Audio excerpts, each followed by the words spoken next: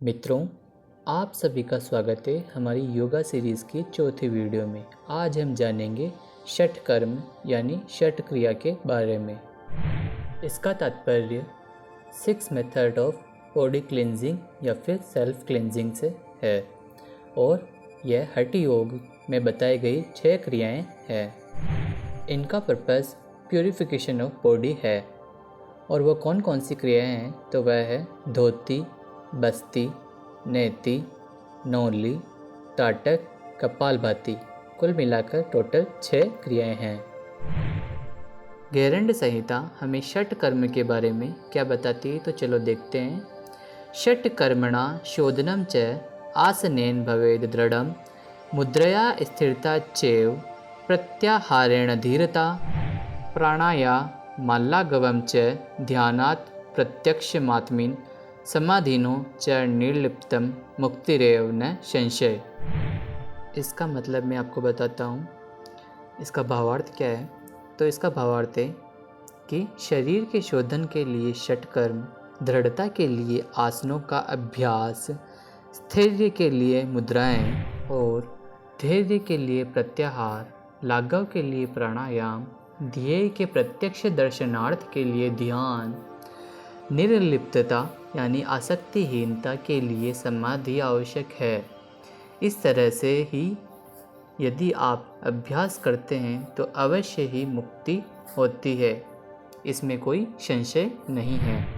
अब हम इन षट कर्म को एक एक करके देखते हैं। तो पहला षट कर्म आता है नौली।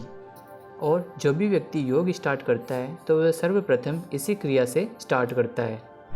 इस क्रिया में छोटी आंत या फिर हम कह सकते हैं पाचन तंत्र की सफाई की जाती है। इसमें पेट की आंतरिक मांसपेशियों को गोल गोल घुमाया जाता है जिससे उनकी मालिश होती है। इसकी करने की क्रिया विधि क्या है तो सबसे पहले खड़े हो जाइए, फिर अपने पैरों के बीच कुछ दूरी बनाए हुए रखिए तथा घुटनों को मोड़कर यह किया जाता है। 15वीं शताब्दी में लिखित किताब हठ योग प्रदीपिका नौली के जादू की तरह रोगों को दूर करने का दावा करती है। नौली के 4 चरण होते हैं। पहला चरण उड्डयन बंद, इसमें फेफड़ों को खाली किया जाता है। दूसरा मध्याह्न नौली, केवल पेट की केंद्रीय मांसपेशियों को इसमें सिकुड़ा जाता है। तीसरा है वाम नौली, केवल पेट की बाईं मांसपेशियों को सिकुड़ती है। दक्षिण नौली केवल पेट की दाहिनी मांसपेशियों को सिकुड़ती है। नौली को इंग्लिश में एब्डोमिनल मसाजिंग भी कहते हैं। अब हम दूसरे षटकर्म की ओर चलते हैं। दूसरा षटकर्म है धोती यानी कि धोना, मतलब शरीर के आंतरिक अंगों की सफाई, इंटरनल क्लींजिंग। और इसके भी कुछ 12 प्रकार होते हैं, वह हम अगले वीडियो में जानेंगे। तीसरा है बस्ती। बस्ती यानी कि यौगिक एनेमा। बस्ती फिर से 2 प्रकार में बांटी गई है, जला बस्ती, शुष्क बस्ती। जला बस्ती जल में क्रिया की जाती है और शुष्क बस्ती में स्थल पर क्रिया की जाती है। अब चौथा षटकर्म है कपालभाति यानी इंग्लिश में फ्रंटल साइनस क्लींजिंग, और इसको भी 3 भागों में बांटा गया है, वातकर्म, व्युत्कर्म, शीतकर्म। कपाल का मतलब माथा या फिर ललाट और भाति का मतलब क्या होता है तेज। कपाल भाति इन दोनों से ही मिलकर बना हुआ है। इस प्राणायाम को रेगुलर करने से आपके मुख पर आंतरिक प्रभा या फिर चमक उत्पन्न हो जाती है और यह बहुत ऊर्जावान उच्च उदर श्वास व्यायाम है। इस प्राणायाम को लगातार करने से आपका मस्तिष्क तेज होता है और श्वास संबंधित बीमारियों से भी मुक्ति मिलती है। अगला षटकर्म है त्राटक यानी कंसंट्रेटेड गेजिंग।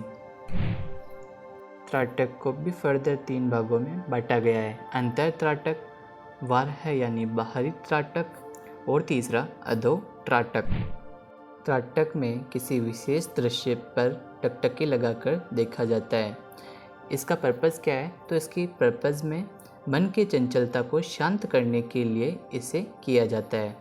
इसकी विधि क्या है तो आप किसी भी चीज़ को मतलब अपने सम्मुख रखकर, चाहे वो देवी देवता की तस्वीर हो, चाहे वो किसी महापुरुष की तस्वीर हो, या फिर कोई चिन्ह या फिर मूर्ति हो, या फिर आप चंद्रमा, सूर्य और दीपक की लो को भी देख सकते हैं। त्राटक करते समय आपको इन चीज़ों को अपने से 3 फीट की दूरी पर लगभग रखना है और आँखों के बराबर स्तर होना चाहिए।